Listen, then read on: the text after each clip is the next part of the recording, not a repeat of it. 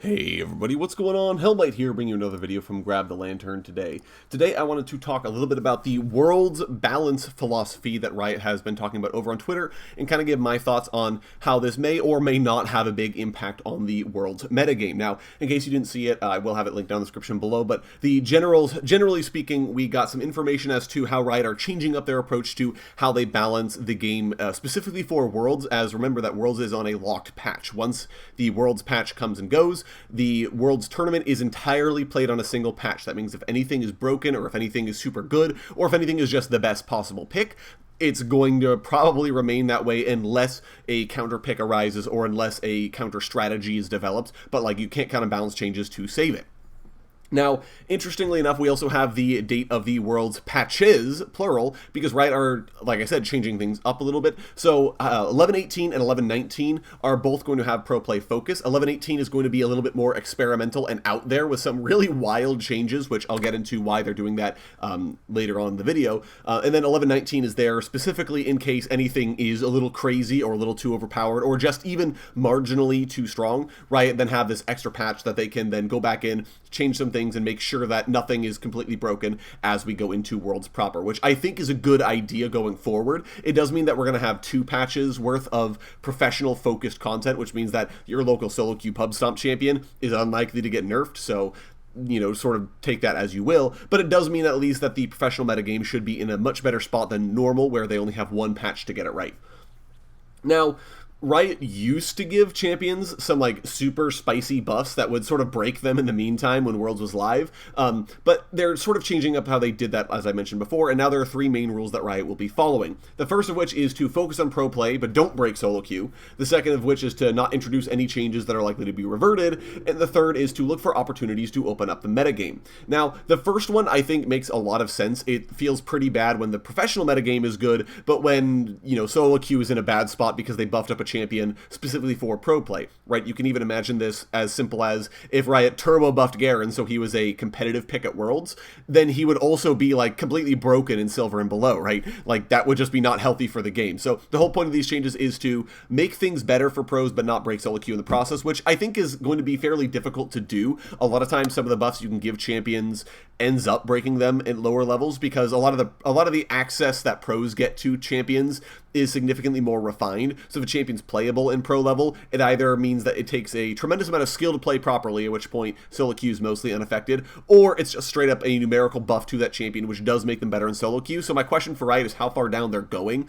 if they're just balancing for like the top of the ladder, but whatever happens at the bottom happens at the bottom, or if they're trying to keep the entire game balance on top of these pro changes, because I think that's generally going to be very difficult to do, but we'll see how they do as far as that goes. For Riot not introducing any changes that are likely to be reverted, this is sort of a no-brainer to me. It's good that they're at least finally using it as a rule, because as fun as it is to buff a champion into contention at Worlds, it feels pretty bad to have to immediately revert them, to have your champion get some really big buffs on a patch, and then literally a patch later, it gets reverted because Riot just wanted it locked in for Worlds. It also then feels bad because you're seeing pros play with a champion that you don't have anymore, right? Like, they get all of those nice buffs, and you're kind of left out in the cold. And again, it's one of those things that sort of breaks solo queue, so the whole point is that they're making a change that will not get reverted, and so therefore they have to be more careful about what they put up, rather than just saying Caitlyn is going to get, plus 10 base AD, and then we're going to revert that later, but in the meantime, you guys have to play with that monstrosity of a Caitlyn in the bot lane.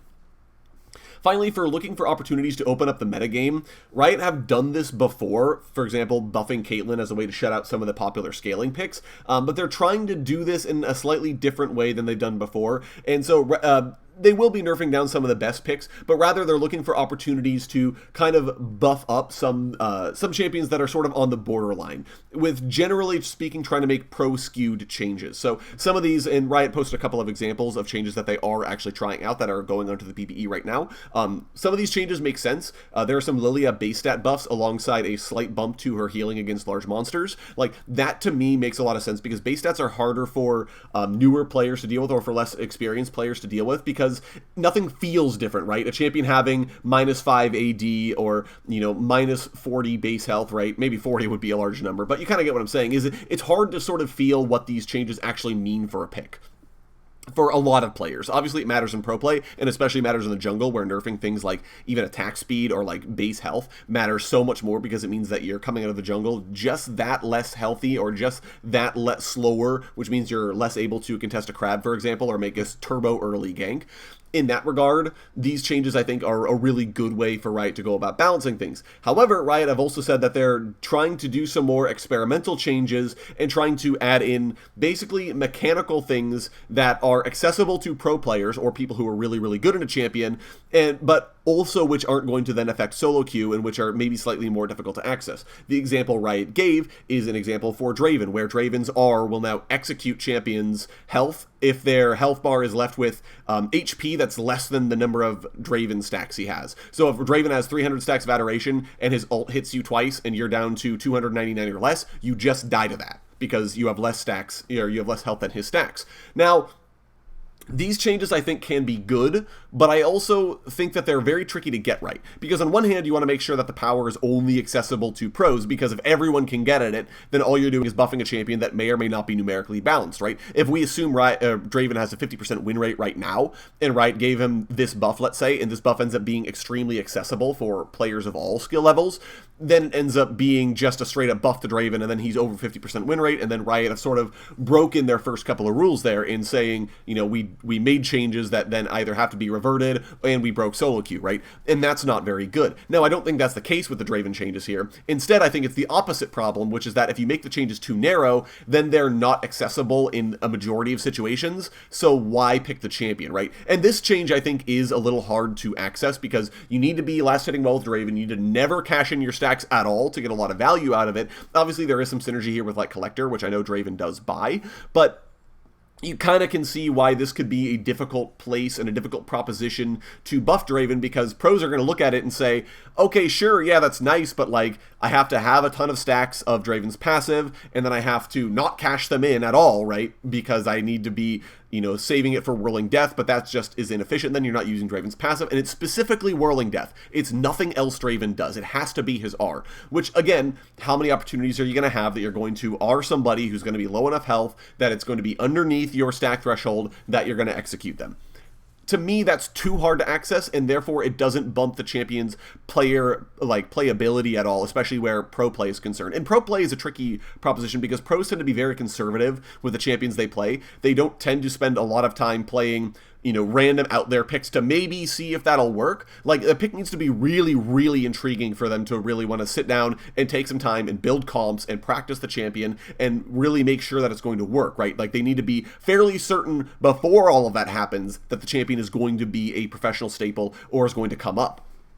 So, in this regard, this change is interesting, but I don't feel like it does enough to make pros actually look at Draven in a different light and say, oh, this is interesting, let's maybe try to math out Draven. Now, another change that Riot have recently added on the PB that wasn't talked about in the Twitter post is that Singed Poison Trail will now automatically apply Grievous Wounds to everyone while he's ulting. Now, that change, I think, maybe goes a little bit too far in the opposite direction, that it's too accessible, everyone will get that, but that change, for me, is a change that says, okay, Singed, I think, was already fairly borderline playable, but having just sort of this AoE Grievous Wounds, and especially having on-demand Grievous Wounds in the top lane, is extremely strong, and in that regard, obviously, there is some still pro optimization because you have to be ulting and you have to try and get it to as many people as possible, so it's sort of more balanceable in lane versus in a team fight, where that's like where it gets a lot of value from having, but Singed is a little bit worse in a team fight. Obviously, there are some other items in the metagame recently that have sort of buffed up Singed as well. Things like Anathema's Chains or Hullbreaker, like, really help him out. So it's just a lot of these sort of interesting, like, that change, I think, is one that will get the pros to sit up and pay attention, but it's a very tricky proposition, like I said, because you don't want to go so overboard that the pros are like, yeah, we have to play this pick, but you also don't want to go too underboard that the pros just don't consider the champion at all, which I think is where the Draven changes are at. But it's still an interesting way for Riot to approach this, and I think that there is possibility here for some champions to come up. Is Draven one of them? I don't think so. Lilia, I think, has a chance. Singed, I think, has a chance. And we'll kind of see more of these changes as the PvE cycle keeps rolling out. So either way, I'm really excited to see where these changes go, and I'm just happy that Riot have an actual philosophy around their worlds balancing rather than the sort of shotgun approach we've had in the past, because as anyone who's around for the Season 5 Worlds knows, Riot making changes shortly before Worlds isn't always a good thing. So we'll see how this ends up shaking out in the long run, and Riot have given themselves 2 patches to fix things in case it's broken.